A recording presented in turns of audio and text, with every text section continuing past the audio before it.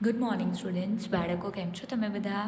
તો આજે હું તમને ધોરણ 9 સ્ટાન્ડર્ડ 9 ઓકે, તો એનામાં પેરેગ્રાફ રાઇટિંગ કરાવું છું. આગળ હું તમને સેમ 1માં નવેમ્બરના અંદર તમને 2 ફકરા કરાયા હતા. My best friend, my hobby 2 કરાવ્યા હતા. આજે હું તમને બીજા કરાવું છું સેમ 2 માટે, બરાબર? તો તમને એને લખીને મોઢે કરવાના રહેશે. કેટલી વાર લખવાના છે? 3 વાર લખવાના છે, યાદ રાખજો. તો તમે ધ્યાનથી સાંભળો, જુઓ અને કરજો. પછી 3 વખત લખી મોઢે બરાબર કરી લેજો, ભૂલા વગર. હું જેમ તમને બતાવી રહી છું તેમ જરાક ધ્યાન રાખી તમે કરજો. હવે તમને છે ને એક ફકરા ઉપર ટૉપિક આપેલો હશે. ટૉપિક એટલે કે તમે શું કહી શકો છો કે વિષય, બરાબર? તો એ વિષય શું કહે છે પહેલાં તો તમે એને સમજો, એને વાંચો અને પછી તમે તેના ઉપર શું લખી શકો છો. તમને પોઈન્ટ્સ પણ આપેલા છે, તે રીતે તમને લખવાનું છે. તો કઈ રીતે કરશો જો તમે ધ્યાન આપો. અહીં હું તમને કરાવું છું. How I spend my Sundays.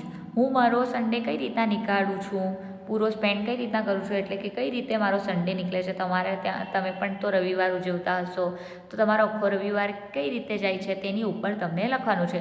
તમે કઈ રીતના પૂરો સન્ડે નીકાળો છો તે, અને અહીં બાજુ તમે સન્ડે કઈ રીતના નીકાળો તે અહીં આપેલું છે. તો જો હું તમને પહેલાં સમજાવું છું ને પછી તમને રીડિંગ પણ કરાવીશ.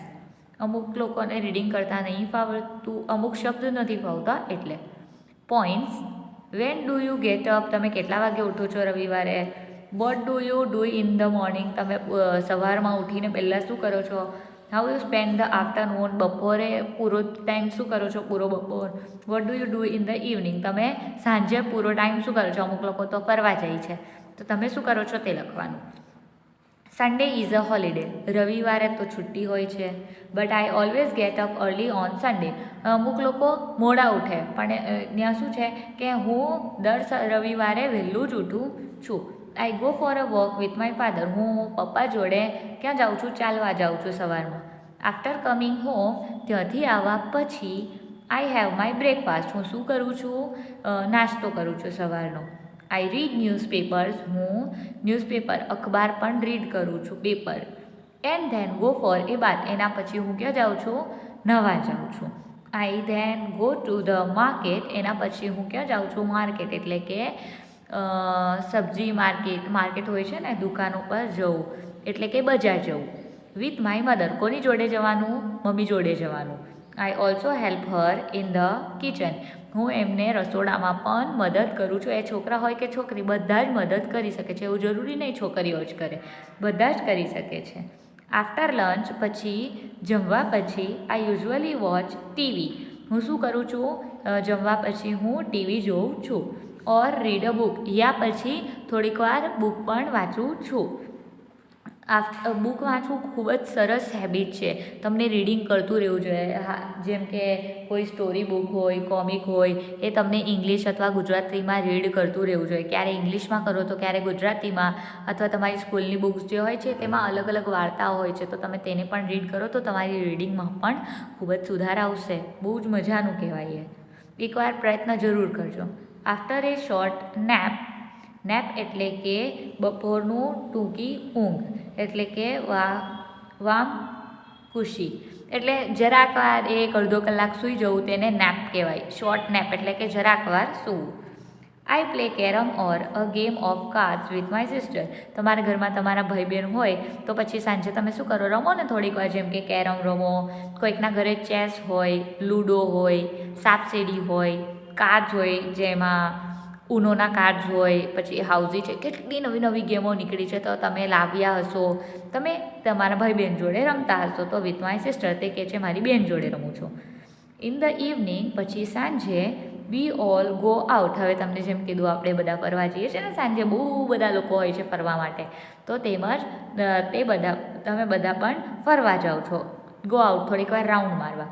સમટાઈમ્સ, અમુક વાર we visit our friends or relatives, અમુક વાર ક્યાં જઈએ, મિત્રોના ઘરે જઈએ અથવા સગા સંબંધીઓના ઘરે પણ જઈએ છીએ. આફ્ટર ડિનર, પછી ત્યાંથી આવવા પછી સાંજનું જમવાને ડિનર કહેવાય. આઈ watch A movie on TV and then go to sleep. થોડીક વાર ટીવી પર પિક્ચર જોઈએ છે અને પછી બધા જ ઊંઘી જઈએ છે. શબ્દાર્થ મીનિંગ્સ. શબ્દાર્થ નેપ વામ ખુશી અથવા બપોરનું ટૂંકી ઊંઘ. કાર્ડ્સ એટલે કે પત્તા. એ હવે કેવા પત્તા એવું જરૂરી નહીં કે પહેલાં જે પત્તા હોય એ જ. આ તમે યુનોના કાર્ડ્સ હોય છે, બીજા અલગ અલગ બહુ બધા ગેમ્સના કાર્ડ્સ હોય છે, તમે જોતા હશો તો. ચલો હવે તમે મારી જોડે એકવાર રીડિંગ કરી લો. How I spend my Sundays. આ 9મું લખેલું છે, તમે 1 નંબર નાખજો. Okay. Points. When do you get up. તમે મારી પાછળ રીડ કરજો બધા. What do you do in the morning. How you spend the afternoon. What you do in the evening. Sunday is a holiday, but I always get up early on Sunday. I go for a walk with my father. After coming home, I have my breakfast. I read newspapers and then go for a bath. I then go to the market with my mother. I also help her in the kitchen. After lunch, I usually watch TV or read a book. After a short nap, I play carom or a game of cards with my sister. In the evening, we all go out. Sometimes we visit our friends or relatives. After dinner, I watch a movie on TV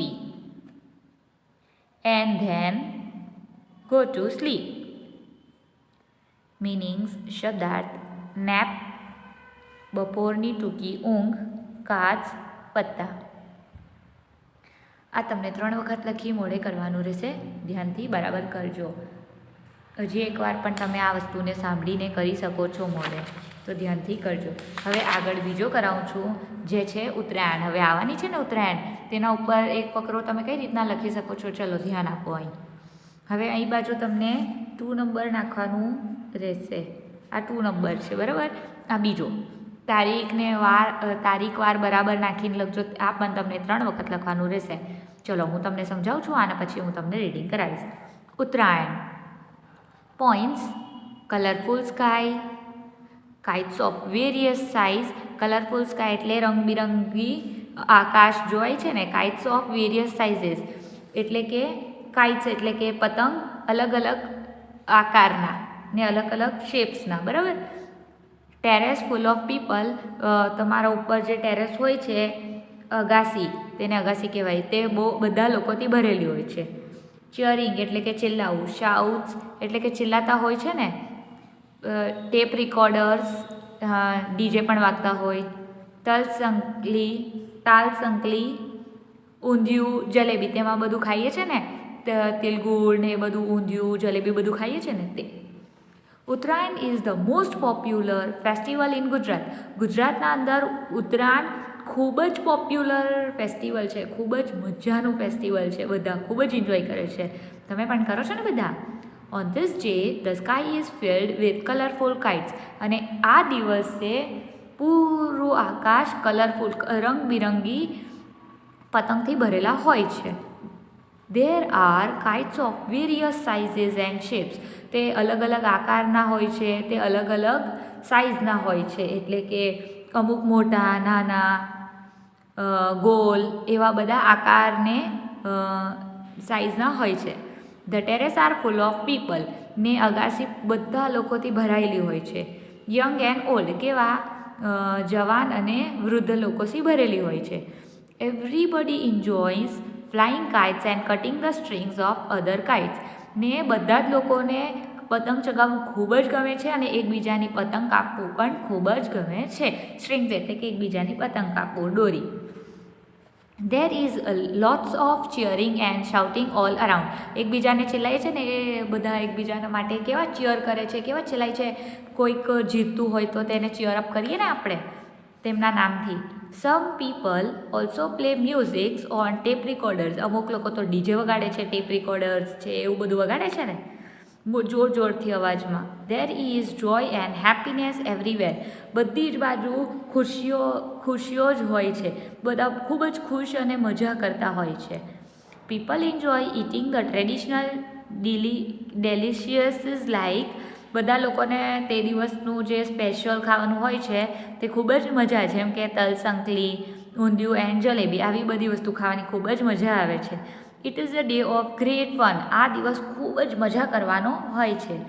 popular, લોકપ્રિય, festival, ઉત્સવ, terrace, અગાસી, string, દોરી. બરાબર, ચલો હવે એકવાર read કરી લઈએ આપણે. સમજ પડી ને તમને? ખૂબ જ મજાનું છે આ ઉત્તરાયણ. મારી પાછળ રીડ કરજો. Points: colourful sky, kites of various sizes, terraces full of people, cheering shouts, tape recorders, talsankli, undhiyu jalebi. Uttarayan is the most popular festival in Gujarat. On this day, the sky is filled with colorful kites. There are kites of various sizes and shapes. The terraces are full of people, young and old. Everybody enjoys flying kites and cutting the strings of other kites. There is lots of cheering and shouting all around. Some people also play music on tape recorders.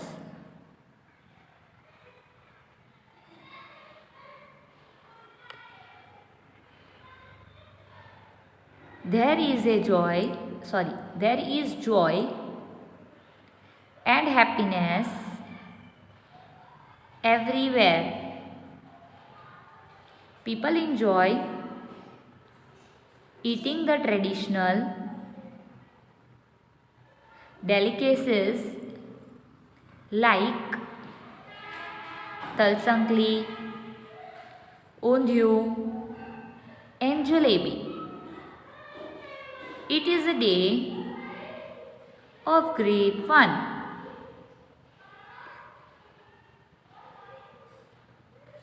शब्दार्थ meanings: popular लोकप्रिय, festival उत्सव, terrace Agassi, string दोरी. હવે આ તમને કીધેલું છે ને 3 વખત લખીને યાદ કરવાનું રહેશે. એક હું તમને કરાવ્યું હમણાં અત્યારે કયું હતું, how I spend my Sunday, એ પૂરું તમને 3 વખત લખવાનું છે, મોડે કરવાનું છે. અને ઉત્તરાયણ પણ મોડે કરવાનું છે. હવે એક હું તમને હોમવર્ક માટે આપું છું, જે તમે અહીં જોઈ શકો છો. 1 મિનિટ, અહીં બાજુ છે માય ફેવરેટ ટીચર. તમારી પ્રિય ટીચરના ઉપર, શિક્ષકના ઉપર લખવાનું છે. પોઈન્ટ્સ આપેલા છે: નેમ, તેમનું નામ, લુક્સ, તે કેવા જોવામાં છે, તે કેવા કપડાં પહેરવું તેમને ગમે છે, તે કયો વિષય લે છે, ટીચિંગ મેથડ્સ, તેમનું ભણાવવાનો તરીકા કેવા છે, હેલ્પફુલ છે, તે કાઇન્ડ છે, દયાળુ છે, અધર ક્વોલિટીઝ, એનામાં બીજી કઈ ક્વોલિટીઝ છે, કેવા ગુણ છે, name, looks, dress, subject, teaching methods, teaching methods, helpful, kind, other activities. આ બધું તેમના શું શું છે તેમના આધારે તમને એકવાર તમારી નોટમાં હોમવર્ક રીતે કરવાનું રહેશે. કરશો તમે બધા? તો ધ્યાનથી આને હોમવર્ક કરી લેજો અને પહેલાં 3 વખત લખી મોડે કરવાના રહેશે. ત્યાર સુધી બાળકો, બાય, ટેક કેર.